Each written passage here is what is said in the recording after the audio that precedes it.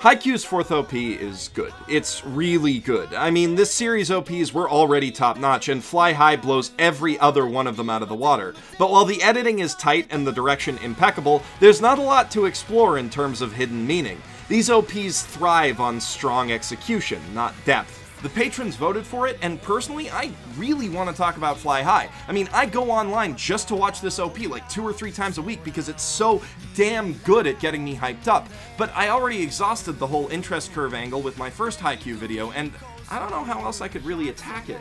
Well, the animation looks really impressive. You could talk about that. Yeah, that's not a bad idea, but I'd need to talk about nitty-gritty technical details for that, and I'm not exactly an expert in... Wait a second! Daniel Floyd from the popular YouTube game design series Extra Credits, located at youtube.com/extra credits, with a Z instead of an S at the end? Actually, we've got the S now. Oh, congrats, dude. Say, you're a professional game animator, aren't you? Yeah, I've worked in movies too. Actually, I just started a new series called Extra Frames, where I go into detail about the art of animation. And this Haikyuu OP provides a lot of good fodder for that kind of discussion. You don't say! Want to help me analyze it for what's in an OP? Jeff, we're in the middle of filming that right now. Come on, dude, don't break kayfabe.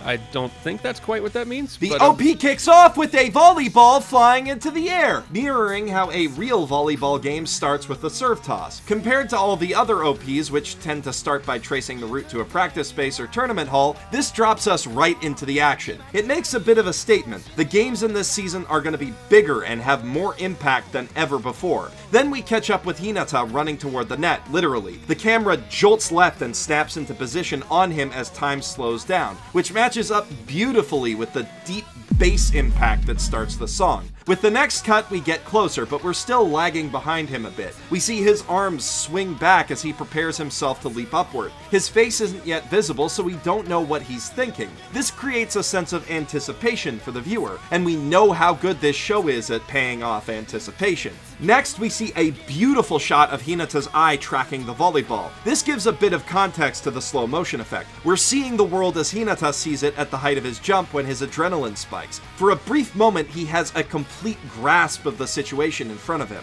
And it's worth mentioning that this eyeball shot looks so smooth because they actually animated it on ones, which is to say that every frame of this one shot is a new drawing, which almost never happens in anime. But outside of the meaning of this shot, hot dang does it ever look fancy. Yeah, what a way to instantly sell newcomers on the appeal of this show. It's like somebody told this OP's director, alright, you have got 10 seconds to trick me into getting excited about volleyball. And they totally did it. And it's not just the dynamic camera work and the slow motion. Seeing this one singular moment of a match rendered with such care and faithful attention to the physicality and body mechanics of proper volleyball player form immediately communicates to you that this show loves volleyball. And like a friend who's got a contagious level of enthusiasm for something, it's gonna convince you to care about volleyball too. As Hinata moves into strike, the rest of the world fades away, leaving him, the ball, and the net sort of hanging in a white void. I think this represents Tobio's view of the situation, the way that, as Toru describes it, he loses awareness of almost everything extraneous around him when he concentrates, a trait that Hinata seemingly shares. I love how the drum kicks right as Hinata's foot leaves the ground, and this match cut from Hinata leaping to the crow taking off just sings. It's a bit of a tired metaphor at this point, but they're always coming up with new ways to equate the sensation that Hinata feels as he jumps with flight, and to make us feel that as well. You really get a sense that you're soaring when you look at this bird, though I'm sure you're less impressed than I am, since flying birds are like one of the first things you learn at animation school. Well, there is a lot of nice detail in that crow animation, and the camera moving to track it all the way up into the sky only makes that flight sensation stronger. It's clear they put just as much effort into making this moment look good as they did with the volleyball action before it,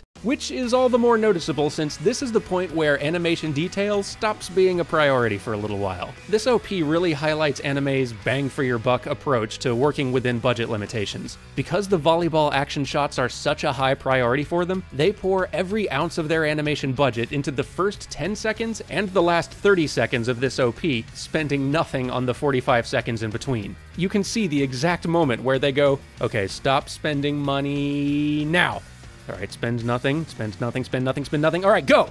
I'm willing to bet each one of these action shots contains more frames of animation than that entire 45-second stretch. Which is not to say that stretch is devoid of meaning. The crow might look a little shittier in the second flyover, but it still catches Toru's attention as its shadow passes over him, and he gives it a knowing, menacing look. The crow, of course, represents Karasuno High School, so this shot captures Oikawa's haughty attitude toward the team and Kageyama in particular. His face takes on a more relaxed look when he starts addressing his teammate. There's not a lot of motion here, but there's just enough between the foreground and background that the shot doesn't feel static. Unlike these stills, although they go by fast enough that you don't really notice. They also pull our attention from Alba Josei, the final bosses of the season, so to speak, back to Wakutani High, and finally Jozenji, Karasuno's first opponents in the tournament. Conspicuously, we don't see Date Tech despite their presence in the tourney because they will end up jobbing hard to increase the threat posed by Seijo. Next, we see Karasuno approaching the gym where the tournament will be held with a pretty basic walk cycle. There's another slight build of anticipation since we start on a shot of their legs, then a close shot of Hinata's neck, before finally pulling out to see the whole team lined up.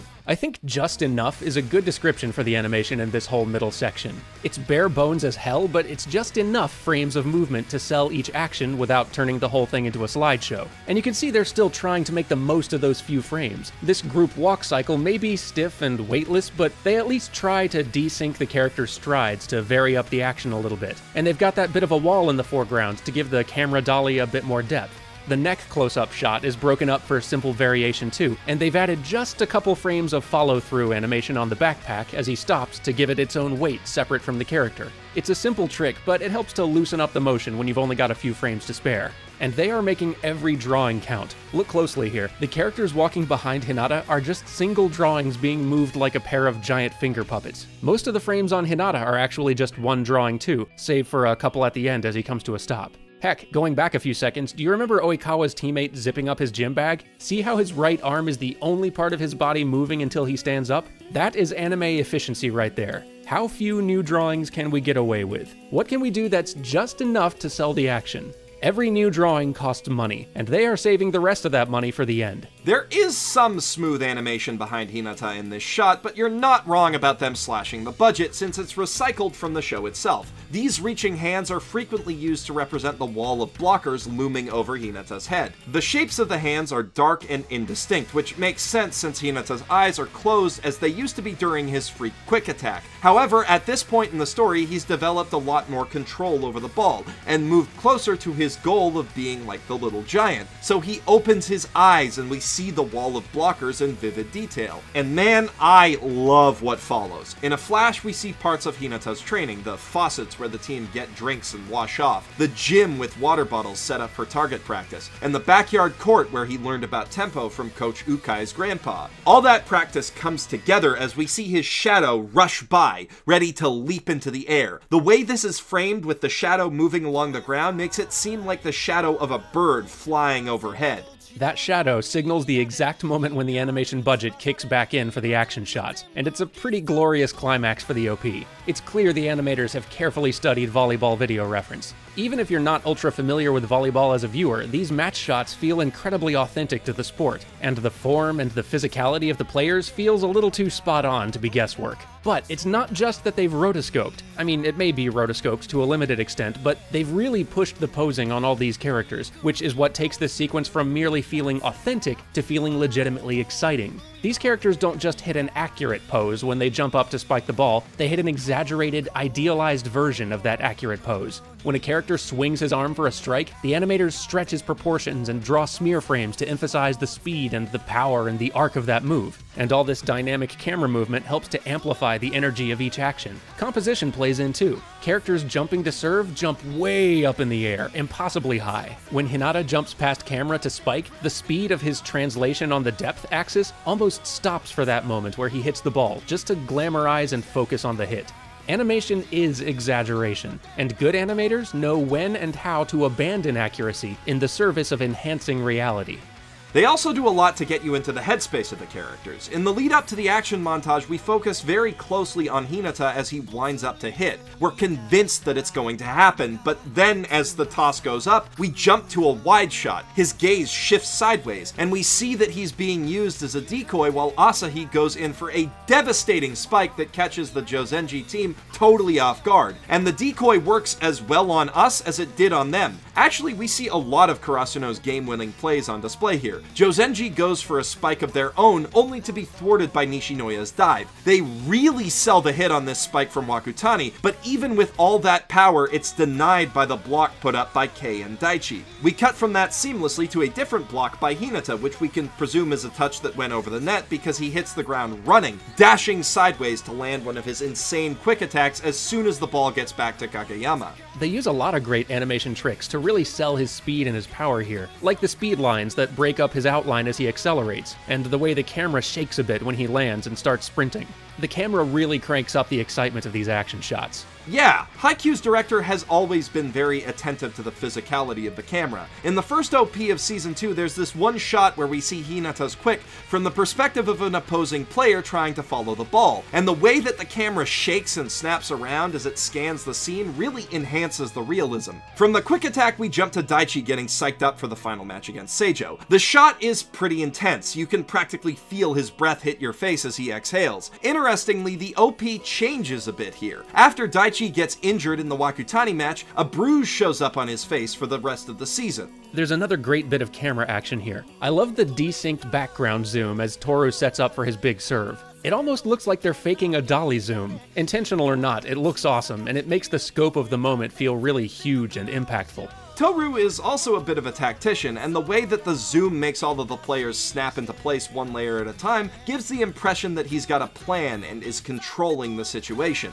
And they pay off that build-up by selling the heck out of the impact when he serves. Toru's serve in the show has the devastating impact of a full spike, and you see that in action right here. They go so far as to add a digital smudge to his arm mid-swing, which sets it apart from the other strong impacts that simply distort the line work on the characters. And again, because of all of that volleyball reference they've been watching, the animators know how to sell the full force of the serve by accurately having the force of the move start at the hips, whip up through the torso to the shoulder, and finally through the arm. And after he makes the hit, his face is puffed up with exertion as sweat flies off his brow. The cut from that shot to the imposing backs of the Shiratorizawa team is an interesting choice. It creates the implication that all of the effort Toru puts into this serve is made in order to catch up to them, a team he sees as rivals in much the same way his team is to Karasuno. Karasuno gets their own back pretty quickly though. Time slows down again as Hinata moves up for another quick attack, and from the angle of his arms and the motion as he jumps, it looks like this is a different, more objective view of the spike that we saw at the beginning of the OP.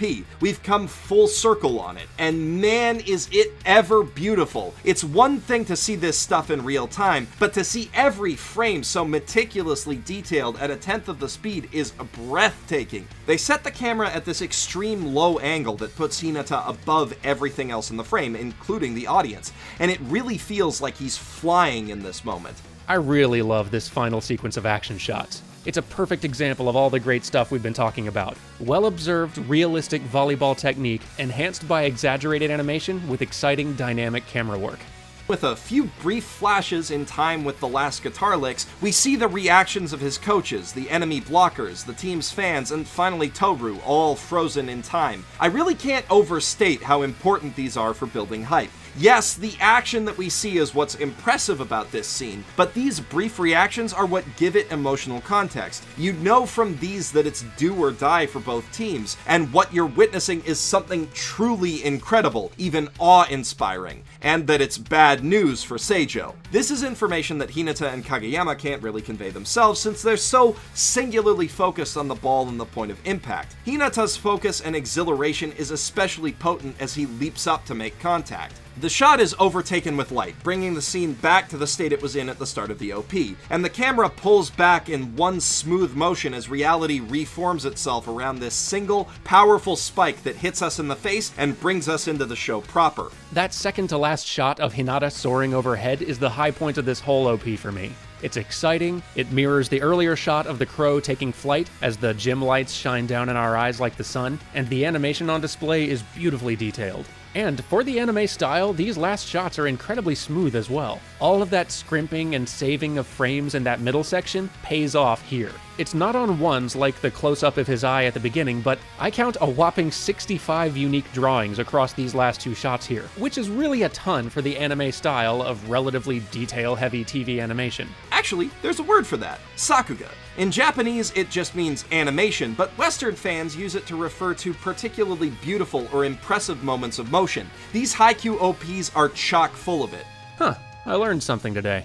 Not nearly as much as I did, and if you guys want to learn even more about the art of animation, you should check out Dan's new series, Extra Frames, over on the Extra Credits channel. His first video about the animation in Overwatch is full of useful info for aspiring animators and fans of the form alike. Or, if you want to see more stuff about Haikyuu, you should check out Jeff's video about how the series' first opening builds hype by following an interest curve. If you're a follower of Extra Credits, that's something you're probably already familiar with. And if you enjoyed this analysis and you want to see more, hit that subscribe button for more videos like it about video games and anime every week. Thanks for helping to plug stuff, Dan, and also thanks for helping to make this video like 10 times better than it otherwise would have been.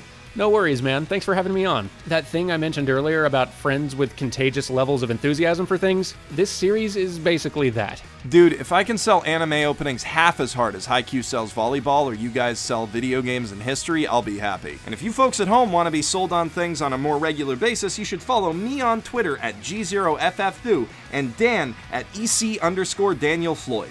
Oh, and before we go, I'd be remiss if I didn't thank my Patreon supporters who literally made this video happen. If you guys hadn't voted for Fly High, this collab would never have coalesced, and without your support, I wouldn't have had time to make it in the first place. But now it is made, so I can proudly say that this is Jeff Thu, professional shitbag, signing out from my mother's basement.